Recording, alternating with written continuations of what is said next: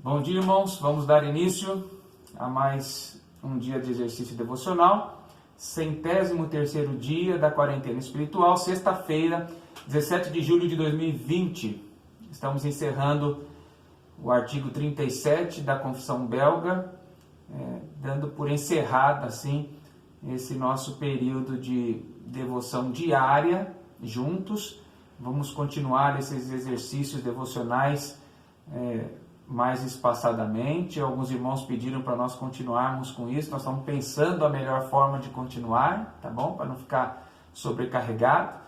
Mas foi muito bom estarmos juntos cerca de 4 meses, todos os dias, exceto os domingos, porque estávamos juntos também na escola dominical e no culto da noite, né? Mas creio que foi muito bom, pelo menos para nós, para nossa família, e quero crer para os irmãos também. Já com um sentimento de saudade, vamos para o último artigo, o 37 da Confissão Belga, orando a Deus primeiro para que Ele nos oriente nessa manhã. Senhor, nós nos colocamos diante de Ti, Pai, agradecidos, porque até que o Senhor tem sido conosco, Deus. Agradecemos porque o Senhor nos permitiu esses momentos, ó Pai, de comunhão, ó Pai, de devocionais com as nossas famílias, ó Deus, e com a Tua igreja, ó Pai.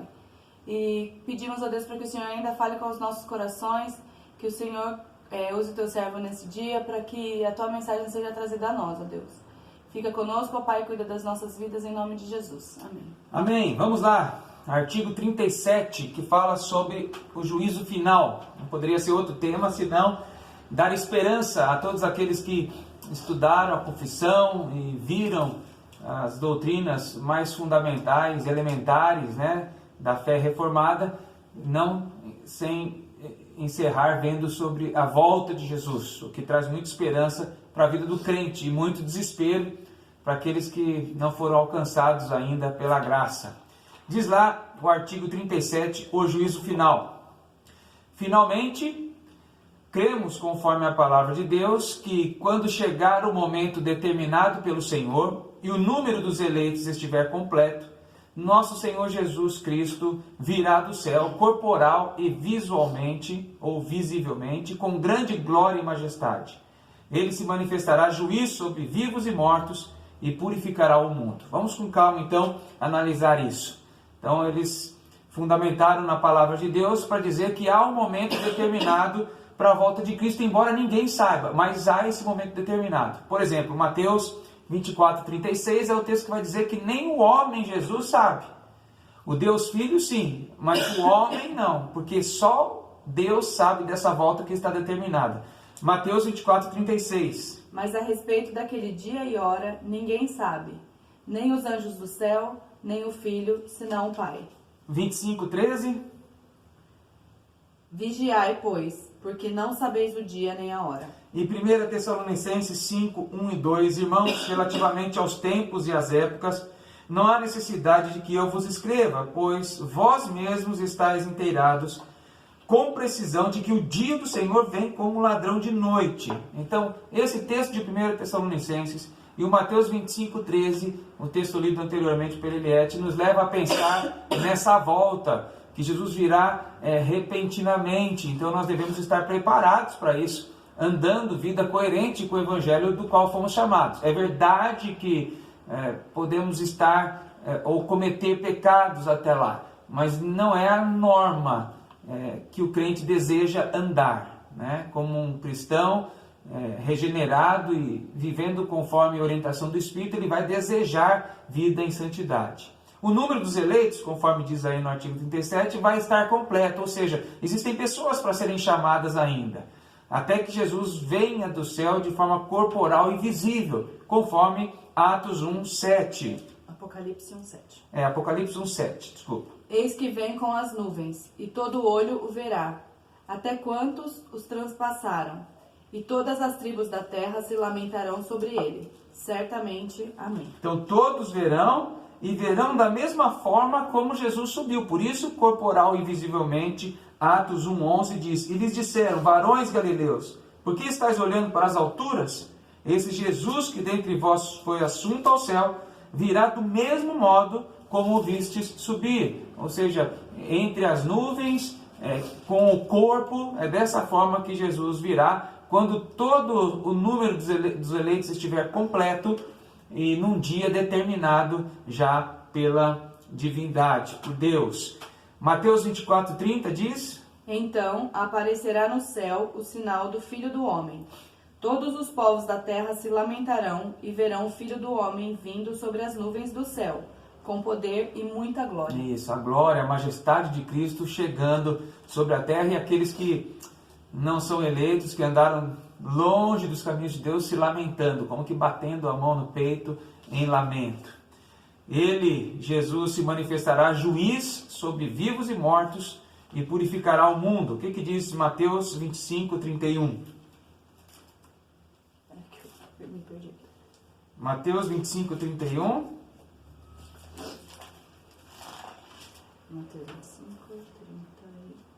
Quando vier o Filho do Homem na sua majestade e todos os anjos com ele, então se assentará no trono da sua glória. Isso, para julgar, né? E olha que interessante, 2 Pedro 3:10. Virá, entretanto, como um ladrão o dia do Senhor, no qual os céus passarão com estrepitoso estrondo, e os elementos se desfarão abrasados. Também a terra e as obras que nela existem serão atingidas, visto que todas as coisas hão de ser assim desfeitas. Deveis ser tais como os que vivem em santo procedimento e piedade, esperando e apressando a vinda do dia de Deus, por causa do qual os céus incendiados serão desfeitos e os elementos abrasados se derreterão. Nós, porém, segundo a sua promessa, esperamos novos céus e nova terra, nos quais habita a justiça. Então, para nós, a esperança, enquanto a terra está sendo remodelada, desfeita e preparada de novo para a habitação daqueles que foram escolhidos. Vamos para frente. Todos os mortos ressuscitarão da terra, e as almas serão reunidas aos seus próprios corpos, em que viveram. E a respeito daqueles que ainda estiverem vivos, eles não morrerão como os outros, mas serão transformados num só momento. De corruptíveis se tornarão incorruptíveis, diz a palavra de Deus. Primeiro, a Bíblia diz que todos os mortos vão de ressuscitar, uns para glória eterna, uns para tormento eterno, como diz Daniel 12:2. Muitos dos que dormem no pó da terra ressuscitarão, uns para a vida eterna e outros para a vergonha e horror eterno. Então esses, os que já morreram nesse plano, ressurgirão, alguns para juízo de vida eterna, outros para condenação eterna. Mas olha os que estiverem vivos, 1 Coríntios 15:51, eis que vos digo um mistério, nem todos dormiremos ou morreremos, mas transformados seremos todos, num momento, num abrir e fechar de olhos, ao ressoar da última trombeta. A trombeta soará e os mortos ressuscitarão incorruptíveis e nós seremos transformados. Nós, pode ser que sejamos nós ou não, aqueles que estiverem no momento da vinda de Cristo. Tá? Então,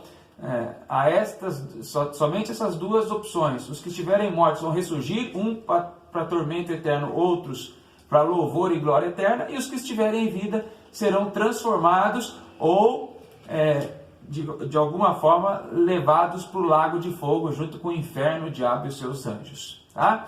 Continuando, sobre o juízo final. Então se abrirão os livros, e os mortos serão julgados, segundo o que tiverem feito neste mundo, seja o bem ou o mal. Vamos por partes, para alguém não começar a pensar assim, tá vendo? Então a salvação é por obras, porque vão ser julgadas as obras de cada um? Sim, serão julgadas as obras, mas vamos por parte. Apocalipse 20:12. Vi também os mortos, os grandes e os pequenos, postos em pé diante do trono. Então se abriram livros, ainda outro livro, o livro da vida foi aberto. E os mortos foram julgados segundo as suas obras, conforme o que se achava escrito nos livros. Segundo aos Coríntios 5:10 também diz isso, porque importa que todos nós compareçamos perante o tribunal de Cristo, para que cada um receba segundo o bem ou o mal que tiver feito por meio do corpo. Então, sim, haverá juízo. Se não uma filinha indiana esperando lá a sua vez de chegar, isso é só uma ideia simbólica, né? Mas haverá juízo, todos comparecerão ao tribunal pelas obras que fizeram. E alguém então vai dizer, então a salvação é por obras. Ensinaram errado lá na igreja presbiteriana. Eu vou te mostrar que não. Que embora nós tenhamos que passar pelo tribunal, quando chegar a nossa vez, pelas obras, nós seremos condenados. Mas só não seremos por causa do sangue de Jesus que vai nos livrar. Então as obras estão lá para condenar todos serão condenados. Mas alguns, pela graça, pelo sangue do Cordeiro, então esse Jesus vai tirar e dizer assim para o Pai, por este eu dei meu sangue, por este eu dei meu sangue. É pecador como os outros, merece a morte como os outros, mas o meu sangue está sobre ele, então está paga a dívida. Assim será trazido à luz diante de todos o que os homens praticaram às escondidas, inclusive sua hipocrisia. Pensar nesse juízo é horrível e pavoroso para os homens maus e ímpios, mas muito desejável e consolador para os justos e eleitos, por conta disso que eu te disse. Se não fosse pelo sangue, estaríamos também condenados, se o juiz fosse ver as nossas obras. A menos que alguém, e aí fala da hipocrisia, a menos que alguém seja hipócrita e diga, não, pelas minhas obras eu seria salvo. Impossível, né? Então sua inocência será reconhecida por todos, a dos justos, e eles presenciarão a vingança terrível de Deus contra os ímpios, que os tiranizaram, oprimiram e atormentaram neste mundo, é o que diz Apocalipse 15, 4.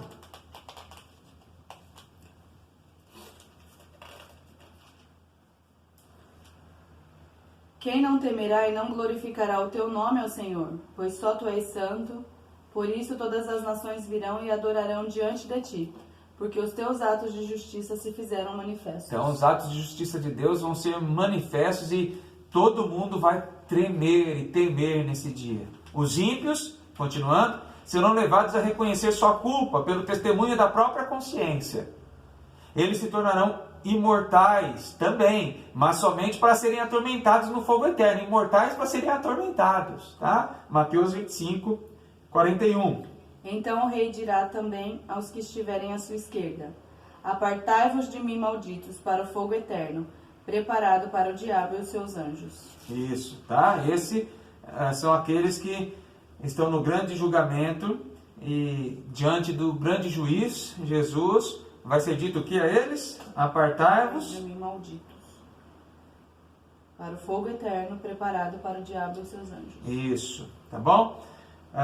Os que estiverem à esquerda e os que estiverem à direita, no mesmo texto, Jesus dirá: vinde benditos de meu Pai, versículo 34 do capítulo 25.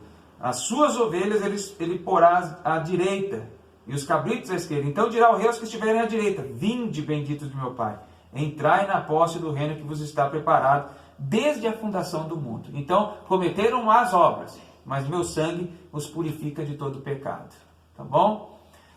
Por fim, os crentes e eleitos, porém, serão coroados com glória e honra. O Filho de Deus confessará seus nomes diante de Deus, seu Pai, e a seus anjos eleitos. E Deus lhes enxugará dos olhos toda lágrima. Esses dois textos estão em Apocalipse. A Eliette vai ler Apocalipse 3, 5. O vencedor será assim, vestido de vestiduras brancas, e de modo nenhum apagarei o seu nome do livro da vida. Pelo contrário, confessarei o seu nome diante do meu Pai e diante dos meus anjos. Vai ser bonito, hein? Jesus confessando esse eleito justificado pelo seu sangue perante o Pai. Não porque nós temos boas obras, então ele viu as boas obras. Não, as obras nos condenariam. Apocalipse 21, 4. E continuando, o que Jesus vai fazer: enxugará dos olhos toda lágrima, e a morte já não existirá, já não haverá luto, nem pranto, nem dor, porque as primeiras coisas passaram. Então, esse é o juízo de Deus, através do Filho Jesus Cristo, sobre toda a humanidade. Para nós, consolo. Não pelas obras, mas pela graça. Para os ímpios, terror. Que Deus nos abençoe e nós possamos, reconhecendo isso, exaltar tamanho livramento, porque era para todos nós estarmos perdidos e lançados no inferno e depois no lago de fogo, uma vez ressurreto dos mortos e colocados num corpo mais uma vez corruptível, e para viver longe definitivamente da presença de Deus eternamente. Mas aprove a Deus que isso não acontecerá conosco. É uma coisa que muitos não valorizam, né? Porque o valor só tem se dado àquilo que se vive no momento. Mas quando nós percebemos que a nossa vida vai aqui na Terra entre máximo 80 a 100 anos, é bom começarmos a pensar, né? Porque há muita graça da parte de Deus sobre nós. Porque a outra vida será eterna. Nunca mais haverá choro, nunca mais haverá pranto, nunca mais haverá dor, nunca mais o pecado nos alcançará, nunca mais seremos tentados pelo diabo. Estaremos vivendo para sempre. É inimaginável isso. Nem olhos viram, nem ouvidos ouviram o que Deus tem preparado. Mas será fantástico, né? Será fantástico. Tem um cântico antigo. Eu era criança quando meus pais já cantavam aí nas igrejas, tudo. Quem sabe você é da minha época de infância, eu tenho 44. Então, quem é da minha idade, um pouquinho mais velho, vai se lembrar. A Eliette disse que não sabia. Eu ensinei para ela há pouquinho, 10 minutos atrás. E então se verá. Não. Então se verá o Filho do Homem vindo sobre as nuvens com poder e glória. De novo. Então se verá o Filho do Homem vindo sobre as nuvens com poder e glória. Porque assim como o relâmpago que sai do Oriente se mostra no Ocidente, assim há de ser a vinda do Filho do Homem. Assim como o relâmpago que sai do Oriente se mostra no Ocidente, assim há de ser a vinda do Filho do Homem. De novo, aprenderam? Aprendeu, Eliette? Entendi. E então se verá o Filho do Homem vindo sobre as nuvens com poder e glória. Direto. Porque assim como o relâmpago que sai do Oriente se mostra no Ocidente, assim há de ser a vinda do Filho do Homem. Porque assim como o relâmpago que sai do Oriente se mostra no Ocidente, assim há de ser a vinda do Filho do Homem. Amém. Pergunta, última pergunta, hein? 37. Onde está na Bíblia que Jesus virá como um relâmpago que sai do Oriente e se mostra no Ocidente? Essa é a primeira. Você vai pôr só lá o texto bíblico, tá? Evangelho tal, já dei uma dica. Evangelho tal, capítulo tal, versículo tal. E o que isso significa para mim na prática? O que mexe comigo sabendo disso? Tá bom? Essa é a última pergunta e encerramos aqui então as nossas devocionais, louvando a Deus pelas nossas vidas, já com um sentimento até de tristeza, assim, mas nós vamos dar um jeito aí de inventar uma nova dinâmica para estarmos juntos nesse sistema, como eu disse, talvez não diariamente, mas regularmente. Acho que vai ser bom para nós, tá bom? Vamos orar, encerrando então? Ó Deus, te louvamos no final de mais uma etapa, onde ficamos muito tempo isolados, presencialmente, mas não na fé, não na comunhão. O Senhor nos dá condições, na nossa época, de interagirmos com os nossos irmãos e mantermos a comunhão no Senhor com eles. E foi muito bom esse período que passamos juntos, cultivando o culto doméstico, cultivando o exercício devocional diário. De 365 dias, ó Deus, passamos pelo menos um terço praticamente juntos, diariamente. Então, o que comprova que é possível vivermos uma vida em comunhão com o Senhor, buscarmos diariamente a Tua presença. Nós te agradecemos por isso, foi uma experiência agradável, gostosa, onde pudemos perceber que é possível e agradável viver pertinho do Senhor diariamente. Abençoe as nossas vidas então, as nossas famílias. Quero te louvar hoje especialmente pela vida do diácono Alexandre Colim, que completa mais um ano de vida. Que o Senhor continue abençoando, provendo, sustentando, especialmente a fé do teu servo, como diácono da tua igreja. E a todos nós, os enfermos, aqueles que anseiam por um trabalho, aqueles que estão com problemas familiares, nos ajude, ó Deus, conduza as nossas vidas e nos alimente sempre na tua palavra, revigorando as nossas forças com a fé que o Senhor tem nos colocado. Em nome de Jesus. Amém.